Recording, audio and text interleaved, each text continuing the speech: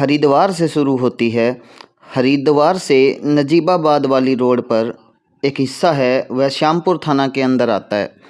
Doctor Sudhanshu Shukla सुबह सुबह अपनी पत्नी के साथ गांव गजीवाली के जंगल में टहल रहे थे। यह उनका रोजाना का नियम था। सैर के लिए दोनों सुबह करीब 5 बजे घर से निकल जाते।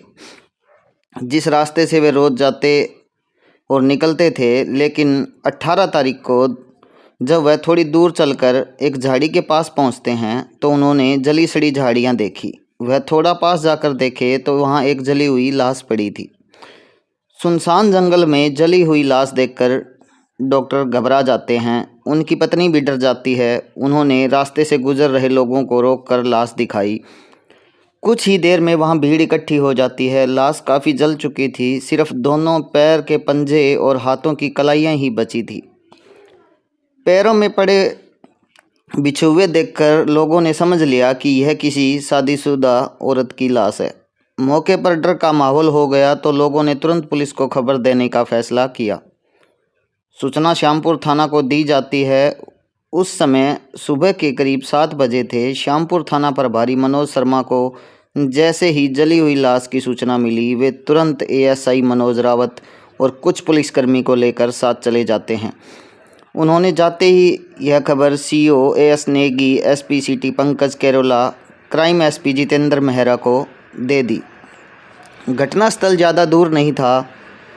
हरिद्वार नजीबाबाद रोड पर गांव गजीवाली के पास खेरा ढाबे के पीछे झाड़ियों वाला इलाका था।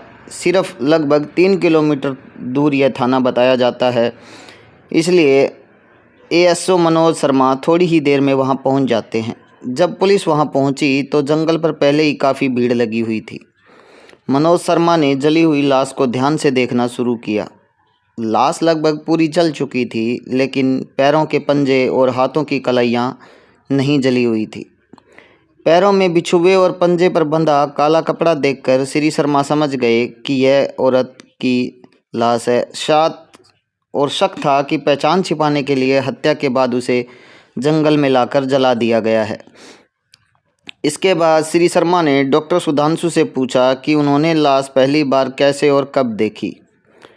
लाश महिला की होने के कारण उन्होंने पंचनामा कराने के लिए थाना से महिला थानेदार अंजना चौहान को मौके पर बुला लिया।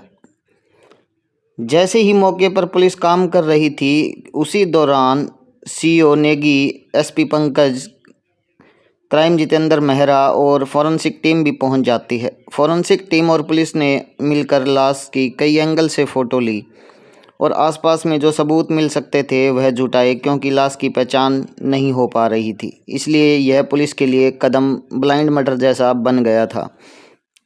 इसी वजह से एसपी क्राइम जितेंद्र मेहरा ने सीआईयू यूनिट प्रभारी नरेंद्र की टीम को भी मौके पर बुला लिया जाता है ताकि जांच तेजी से हो सके। इस केस में सबसे बड़ी मुश्किल यह थी कि मृत महिला कौन है। पुलिस ने वहां मौजूद स्थानीय लोगों से पूछताछ की, लेकिन किसी को इस औरत के बारे में कुछ नहीं पता था। इसके बाद एसपी जितेंद्र मेहरा के कहने पर महिला थानेदार अंजना चौहान ने जली हुई डेड बॉडी को पोस्टमार्टम के लिए भेज दिया। इसके बाद एसपी परमेंद्र डोवाल ने ब्लाइंड मर्डर की गुत्थी सुलझाने के लिए एक टीम बना दी। यह team SP crime Jitendra Mehra के निर्देशन में और देखरेख में काम करने लगी। एसएसपी ने आदेश दिया कि आसपास लगे सभी सीसीटीवी कैमरों की फुटेज चेक की जाए। टीम तुरंत जांच में जुट जाती है। जांच में पता चला कि नजीबाबाद से हरिद्वार की तरफ आने वाले रास्ते पर पहले पिनाक होटल और उसके बाद उमेश्वर धाम पर सीसीटीवी कैमरे लगे हुए हैं। पुलिस टीम ने दोनों जगहों की पिछली रात की फुटेज खंगाली। इसमें पता चला कि रात में लगभग 8:42 पर छोटे बड़े वाहन इसी रास्ते से गुजरे थे। पुलिस को शक भी था कि छोटे वाहन से मृतिका को लाकर जलाया गया होगा। अगले ही दिन पुलिस टीम ने हरिद्वार से रायवाला तक के लगे सीसीटीवी कैमरों की फुटेज चेक की जाती है, किसी सुराग तक पहुंचा जा सके। पुलिस को अभी तक मृतिका के बारे में कोई खास सुराग नहीं मिला था, लेकिन एक बात सीआईयू प्रबंधक नरेंद्र बिष्ट के दिमाग में अटक गई थी कि पिनाक होटल और उमेश्वर धाम के बीच की दूरी करीब 500 मीटर है। बाकी सभी वाहन यह दूरी 2 से 3 मिनट में तय करते दिखाई दिए थे। लेकिन उसी रात एक सफ़ेद कंटेनर ऐसा था जो पिनांग होटल से उमेश्वर धाम पहुंचने में 19 मिनट ले रहा था। यह बात बिष्ट को शक में डाल दी गई। उन्होंने लगा कि यही कंटेनर इस केस से जुड़ा हो सकता है। इस सफ़ेद कंटेनर पर शक गहराने के बाद पुलिस ने पूरी जांच वहीं से पकड़ ली। फुटेज में दिखे नंबर से पुलिस ने कंटेनर के मालिक की जानकारी निकाली। पता चला कि यह container Jindal vegetable company Narayan Nagar industrial area Kashipur Uttarakhand के नाम पर रजिस्टर्ड है।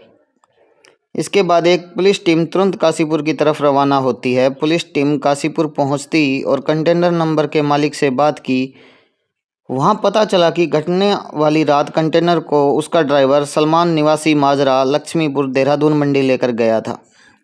सलमान 2 दिन वापस लौटा था। यह भी जानकारी मिली कि सलमान इस समय कंटेनर लेकर पानीपत हरियाणा गया हुआ है। पुलिस ने काशीपुर से सलमान के बारे में आसपास के लोगों से पूछताछ की तो कुछ चौंकाने वाली बात सामने आती है। लोगों ने बताया कि सलमान के एक भाई और 2 बहनें हैं और उसके मोहल्ले की एक महिला सीमा खातून से उसके प्रेम संबंध थे। इसके अलावा यह भी पता चला कि 17 अक्टूबर 2025 से सीमा खातून लापता है। गुमशुदगी की रिपोर्ट पहले से ही कोतवाली काशीपुर की पुलिस चौकी में दर्ज है। मोहल्ले वालों ने बताया कि सीमा को आखिरी बार उसकी ही जान पहचान की महिला मेहरून निशा के साथ देखा गया था। इसके बाद पुलिस से सीमा गायब हो गई और काशीपुर पुलिस की तलाश कर रही थी। टीम ने लापता सीमा खातून की फ़ोटो देखी। फ़ोटो देखकर उन्हें लगा कि उसका चेहरा जली हुई लाश से काफ़ी मिलता है। फिर पुलिस ने सीमा के लापता होने वाले दिन की एक सीसीटीवी फुटेज देखी जिसमें वह काला सूट पहने हुए दिखाई देती है। श्यामपुर में मिली जली हुई लाश के पास से अभी अध जला काला कपड़ा मिला था।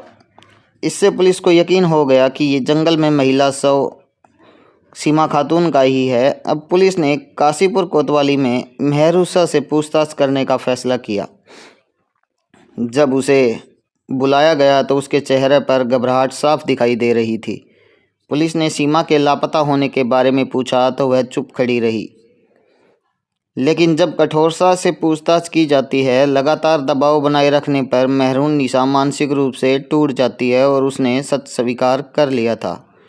उसने बताया कि 17 अक्टूबर 2025 को उसने और सलमान ने मिलकर सीमा की हत्या की थी। हत्या के बाद शव को उठाकर ले जाना और उसे ठिकाने लगाना सलमान ने किया था। निशा के बयान दर्ज करने के बाद पुलिस टीम उसे सीमा के कपड़ों और फोटो के आधार पर पहचान कराने के लिए सीमा के पति सदाब भाई मेहंदी हसन के साथ थाना श्यामपुर ले आई। श्यामपुर पहुंचने पर सीमा के पति सादाब ने जले हुए शव को देखकर उसकी पहचान सीमा के रूप में कर ली थी। पोस्टमार्टम में साफ पता चला कि उसकी मौत गला दबाने से हुई थी। मेहरून निशा की गिरफ्तारी के उसी दिन शाम को श्यामपुर पुलिस ने चेकिंग के दौरान रसियाबाड़ के पास आरोपी सलमान को उसके कंटेनर सहित गिरफ्तार कर लिया जाता है। उसने थाना श्यामपुर लाया गया। थाना में मेहर निशा को देखकर सलमान समझ गया कि उसने पुलिस को सब कुछ बता दिया है। इस पर उसने भी सीमा की हत्या मेहरूसा के साथ मिलकर करने की बात स्वीकार कर ली। पूछताछ में सलमान ने बताया कि पिछले 2 साल से सीमा के साथ रिश्ते में था और उसी दौरान कैसे उसने उसकी हत्या की, सब कुछ साफ साफ कबूल कर लिया। शादीशुदा सीमा सलमान पर बहुत भरोसा करती थी और उसे दिल से चाहती थी, लेकिन सलमान पिछले 1 साल से उससे दूर होने की कोशिश कर रहा था क्योंकि उसके घर वाले उसकी शादी किसी और लड़की से करवाना चाहते थे। लेकिन सीमा किसी भी कीमत पर उससे अलग नहीं होना चाहती थी। जब वह बार बार समझाने पर भी नहीं मानती तो सलमान परेशान होकर उसे रास्ते से हटाने की सोचने लगा था। मोहल्ले में रहने वाली निशा पहले से ही सीमा से दुश्मनी रखती थी। सलमान यह बात जानता था, इसलिए उसने उसकी मदद लेने की ठानी। योजना के अनुसार 17 अक्टूबर 2025 की शाम निशा ने फ़ोन करके सीमा को काशीपुर के केवीआर तिराहे पर बुलाया। सीमा वहां पहुंच जाती है। फिर तीनों कंटेनर के केबिन में बैठकर बातचीत करने लगे। बातों बातों में सीमा फिर सलमान पर शादी का दबाव बनाने लगती है। जब समझाने पर भी वह नहीं मानी तो सलमान ने निशा की ओर इशारा किया। सलमान के इशारा करने पर निशा ने सीमा के दोनों हाथ पकड़ लिए। इसके बाद सलमान ने सीमा की चुन्नी से उसका गला दबाकर उसकी हत्या कर दी। निशा तब तक सीमा को पकड़कर बैठी रही जब तक उसकी सांस पूरी तरह से बंद नहीं हो जाती है। सीमा की मौत के बाद मेहर निशा वहां से वापस चली गई और सलमान कंटेनर लेकर उसकी लाश ठिकाने लगाने के लिए हरिद्वार की तरफ निकल पड़ा। रास्ते में नगीना पहुंचकर उसने कंटेनर टैंक से 6 से 7 लीटर डीजल और एक जरीकन निकाल लिया ताकि मौका मिलने पर लाश को जला सके। उसके बाद सलमान कंटेनर चलाते हुए हरिद्वार की ओर बढ़ता गया और रास्ते में किसी सुनसान जगह की तलाश करता रहा। रात करीब 12 बजे उसके कंटेनर ने एक सुनसान जगह पर रुकावट ली। सलमान ने कंटेनर को अंधेरे में एक किनारे पर लगा दिया। फिर उसने केबिन से सीमा की लाश नीचे उतारी और घसीटकर एक झाड़ी के पास ले गया। लाश पर उसने एक दरी डाल दी और जरीकन में रखा पूरा डीजल उस पर उड़ेल दिया। उसके बाद उसने लाश को आग लगा दी। सीमा का शव जलता छोड़कर सलमान तुरंत कंटेनर में बैठा और देहरादून की तरफ निकल जाता है। सलमान और मरहूम निशा से पूछताछ के बाद पुलिस ने सलमान की बताई जगह से डीजल वाली जरीकन भी बरामद कर ली।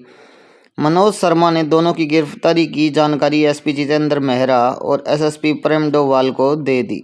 फिर 24 अक्टूबर 2025 की शाम को हरिद्वार के मायापुर स्थित एसपी सिटी ऑफिस में पुलिस ने प्रेस कॉन्फ्रेंस कर इस ब्लाइंड मर्डर केस का खुलासा किया। इसके बाद पुलिस ने सलमान और निशा को कोर्ट में पेश किया, जहां से दोनों को जेल भेज दिया जाता है। तो दोस्तों, यह थी आज की पहली कहानी। अगर आपको अच्छी लगती है तो वीडियो को लाइक और शेयर ज़रूर करें। धन्यवाद।